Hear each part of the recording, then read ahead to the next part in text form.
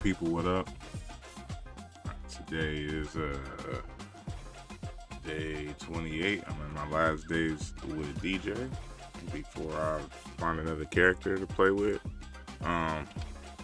So like always, I want to give my final thoughts. First off, let's talk about the normals. DeeJay, his normals I think are pretty good. I understand, why people like him. Things that I didn't like that his standing jab is the fastest normal. That's his only 4-frame normal. This is 5 frames. Kick is 5. Standing light kick is 5. The only 4-framer he has is this, which, at certain ranges against crouched opponents, it would trade, and I would just have issues sometimes when opponents were crouched. Let me see. And this hits him, but like I said, it was like situational stuff. I felt like it was issue, and I felt like it was a little stubby too. But whatever. In terms of the normals that were cancelable, the light right here. I didn't like that neither of his standing mediums were cancelable. However you pronounce that.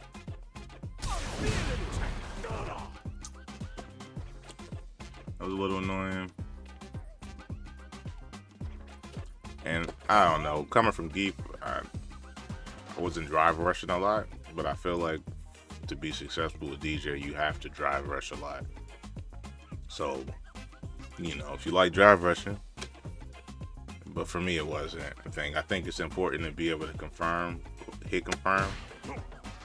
that crouching medium punch, and the drive rush, or into the kick special move. I don't know what it's called. All in all, I think he's a cool character. I think it's important with him to know the combo routes, different ones. I've had a lot of success of late, like with punishing with this, or a standing light punch, and drive rushing, into standing light back heavy kick. So it'll look like this.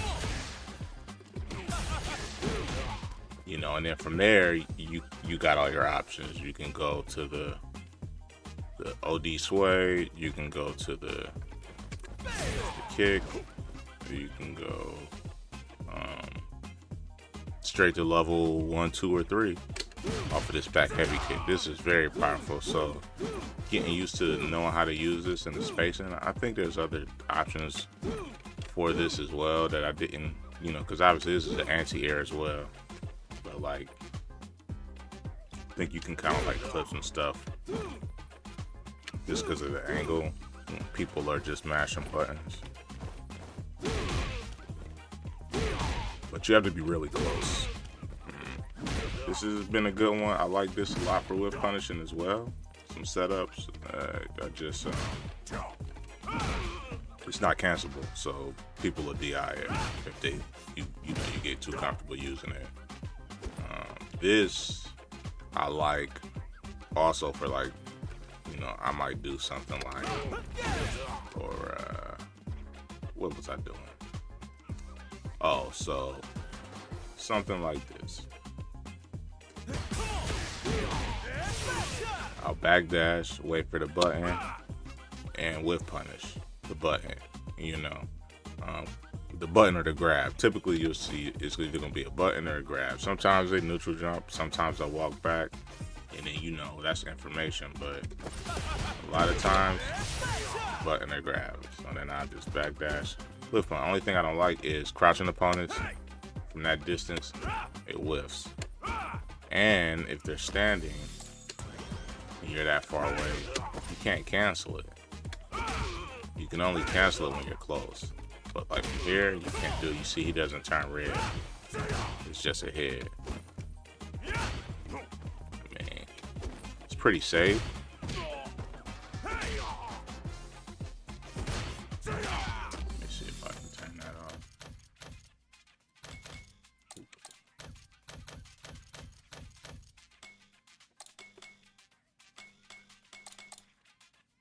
That's not what I want to turn it on. -2, so I'm safe. It's just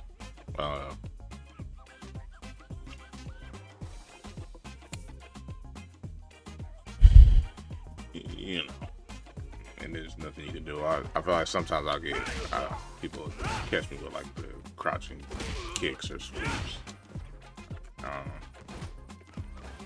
just because you have a tendency. I had a tendency to just stay standing.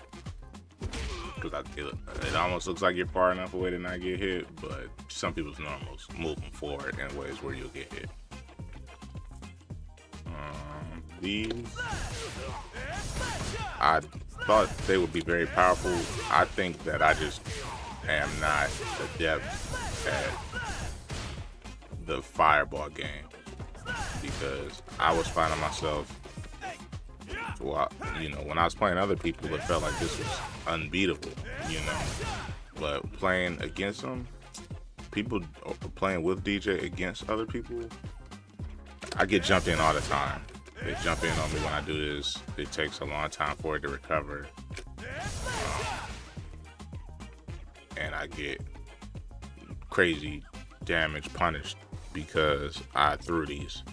You know, maybe it's at the wrong space or whatever, but I'm still learning. This one is cool too, but it's the same thing. It just takes a while for it to start up, and they jump over it. Like 17 frames to start up for this, you know, so that's more than enough time for them to kind of like react. And then closer, if you're not doing it off a block string, there have been multiple times where I've gotten punched or kicked out of this before it started. So you can see both of them are 17 frames.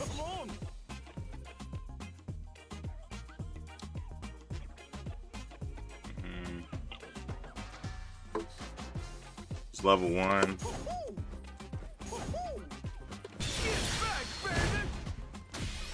I know they changed it recently with the buff, so recover slightly faster, but I really don't have much use for it outside of like a combo ender.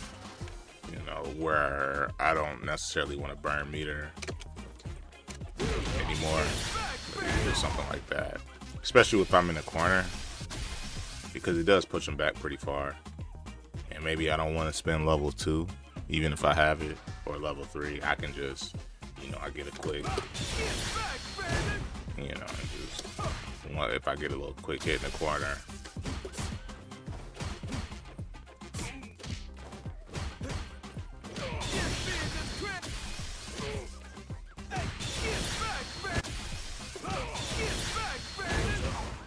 It pushes them pretty far back.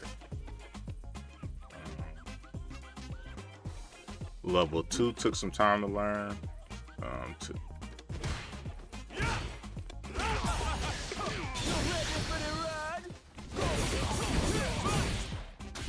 There's 3 different versions of level 2.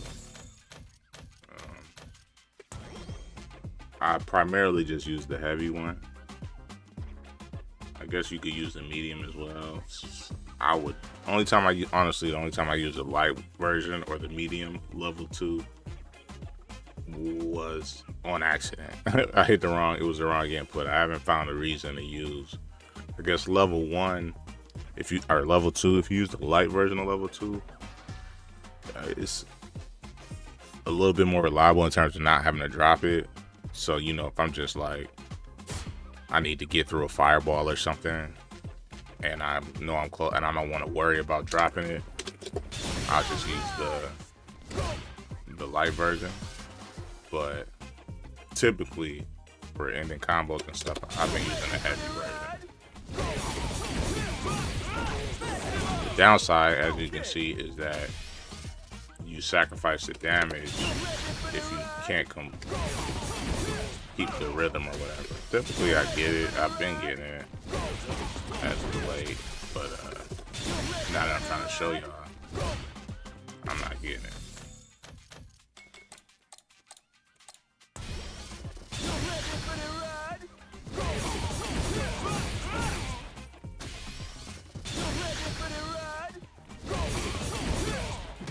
Which, you know, is not a big deal,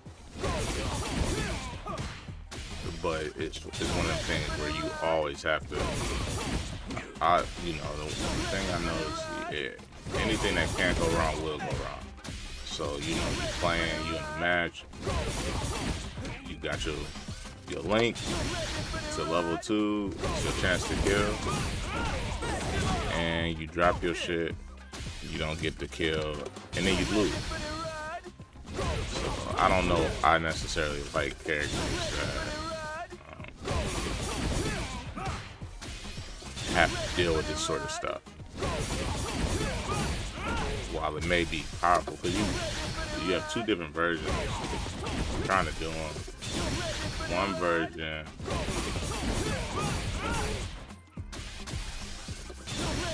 One version will push them across the screen, and one version will give you a side switch. But that's, you know, that's why I don't like this type of stuff, because you're relying on your timing being consistent for something, and there's like, you know, there's 7 different button presses. Well, 6. Once you get to after you get through the punches and the kicks, whichever ender you use, you can't really miss that. But there are a couple weird spaces where it's easy, particularly the going to the medium kick and going from heavy punch to light kick. They're like weird timings. Level 3 is cool. It's an anti-air. It's very powerful. It's easy to link. You know, you've seen it 1,000 times. You do it off of all of those, off of these machine gun punches. The thing I like about the machine gun punches is like you get 2 chances to link it. So even if you miss the first one, you get another chance, and that's for all 3, light, medium, or heavy. You can also link level 3 off of these. This is probably my primary link to level 3. Is this. You know, I do that all the time off the medium. Sometimes the heavy, but I really don't. The heavy I've been using just for the mix-up. When you get this, you see your +2. And now, you know, it's at this point it's strike throw. So it's like making a read. Are they going down back and give me a grab? Are they gonna grab? You know, that's another one where I'll use this after it. Do that. They press a button with punish, and then I go into a combo. Or I'll press a button, you know. Because with me being +2, this is 4, which means that's a trade. You know, if they press a button, it's medium punch. I think you get a trade combo off of it if they do. Let's see.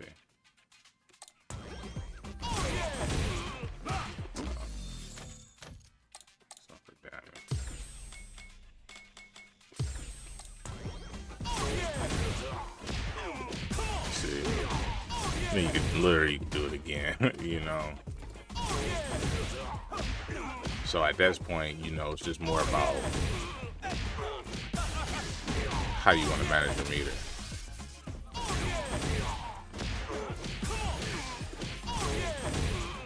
You know, to get your damage.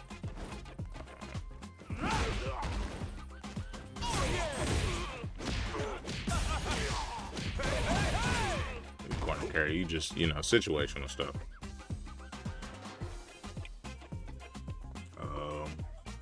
Let's take a look at the numbers.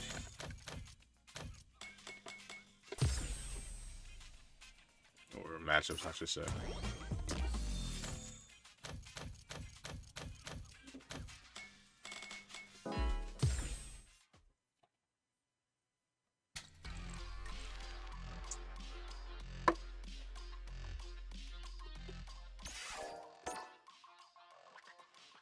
DeeJay is the first character I think I've been able to stay over 50%.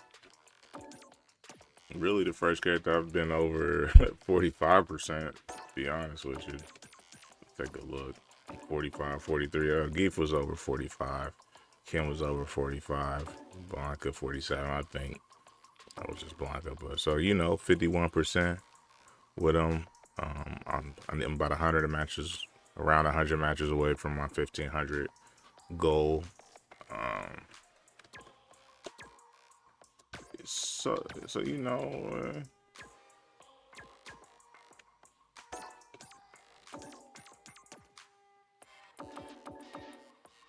yeah, so about 100 matches away from my 1500, and I really only need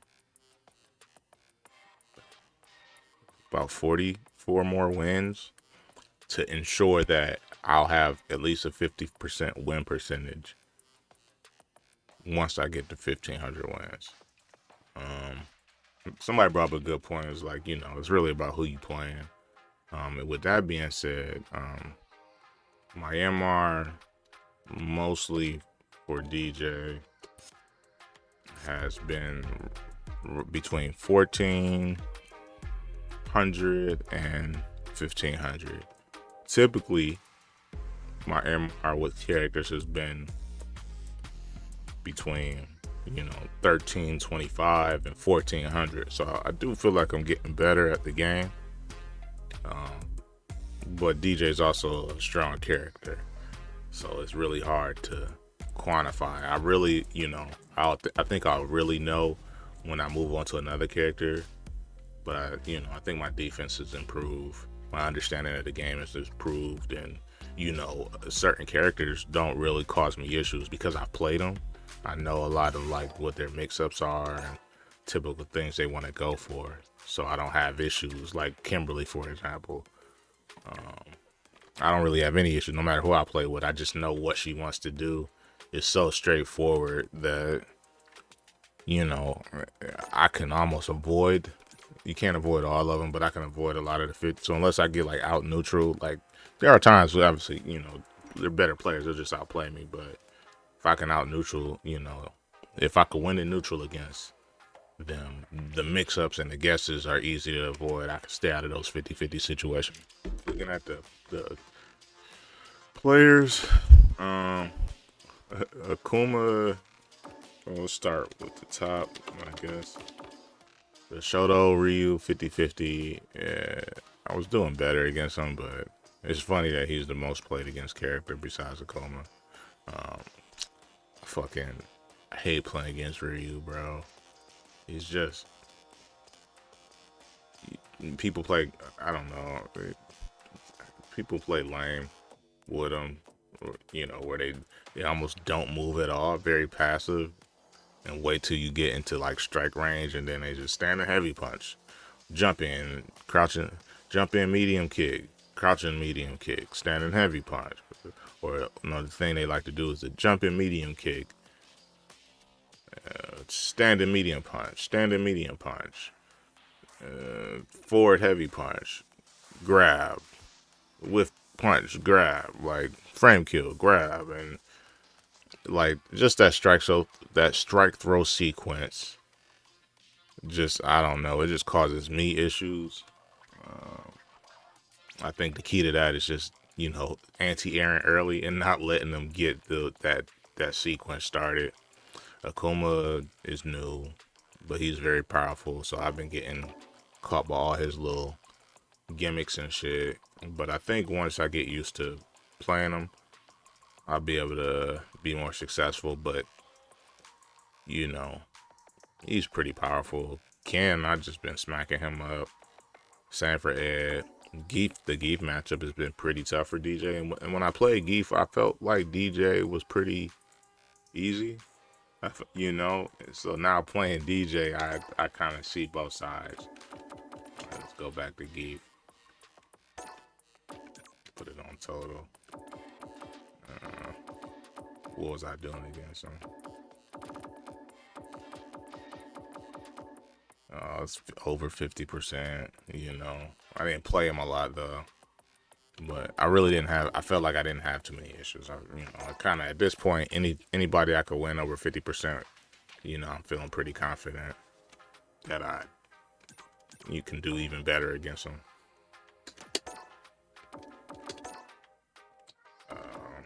Manon, surprisingly enough, I thought I did worse on the Manon matchup than the Geef matchup. I always feel like I lose to her, but clearly,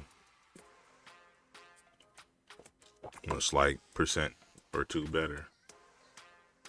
Cammy, I don't know. I thought I did worse, but I'm winning against her.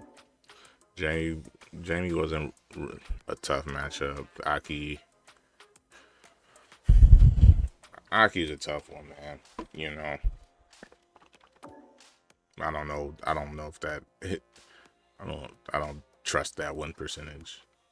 I think I need to play her. Like, her gameplay is straightforward, but how it's executed by people, like their efficiency, really affects how well you can fight against her. Some people just know the spacing and you get thrashed. Jury was a tough one. That's a tough matchup for. I feel like his buttons just don't do well against hers. Gayu was a really tough matchup. I felt like with Gayu, it's so easy to be close to burned out, and DeeJay, when he's burned out, it's tough because only his level 2 and 3 are invincible. You know, you really don't have a lot of options. And then, you know, his best pokes can't be, you know, they can't be canceled. Feel like he really, like, and a lot of his special moves are really easy to DI.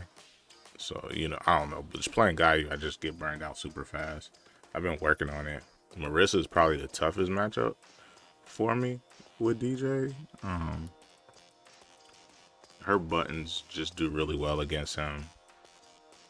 It felt like, you know, so, but I think my strategy might have been a bit too passive against her, giving her too many turns. So that's something that I've been kind of working on, but you can see I haven't been playing a lot of Marissas, so I haven't got a chance to like really work on that. Didn't play any random people this time. But all in all, you know, like, Marissa had the worst win percentage. The Luke matchup is just Luke. You know, like, either you're gonna win against him or not. You deal with medium punch, crouching medium punch, whatever, you know, the shit that he does.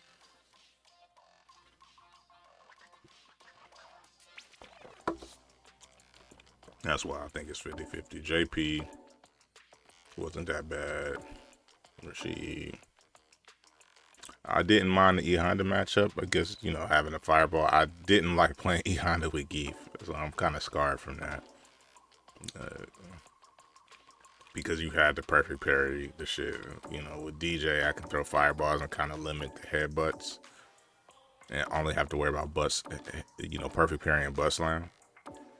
When I was playing Geef, it was almost impossible to deal with Honda. And I mean, that's pretty much it.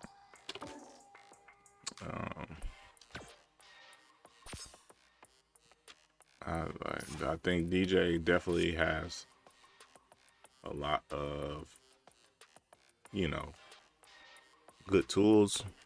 He could easily be my main character and like try to build and grow on him. I like him. Will he be my main character? I don't know. But I definitely, you know, I'm excited that I've seen growth overall in my gameplay. And I don't think it's because I'm playing DeeJay. I think it's my, you know, my decision making, my analysis of the game, understanding, you know, adapting. I think is the big one. Adapting to what players are trying to do. You know, recognize this player is after this block string, they like to walk back, or you know, seeing the patterns. Like that's a big thing. If you can see the pattern, you can know where your opportunities are to get openings or to interrupt or to escape. You know, rotating my options, not doing the same things over and over. I think that's what's leading to me playing better consistently. So when those things come together, I think, you know, applying that to a strong character and really taking the time to, you know, I won't even say a strong character, applying it to a character for more than 30 days as a main character and really learning the nuances of the different matchups, I think that's when, you know, I'll take the next step.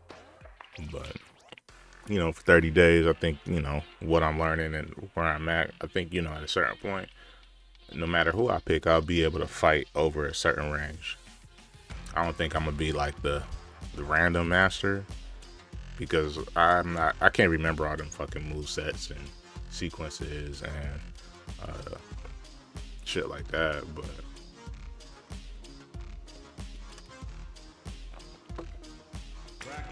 you know, I think whoever I think I could be good with anybody. And I think this game is made in a way where you can be good with anybody. You just gotta lab. You gotta learn your character. You gotta learn the matchups.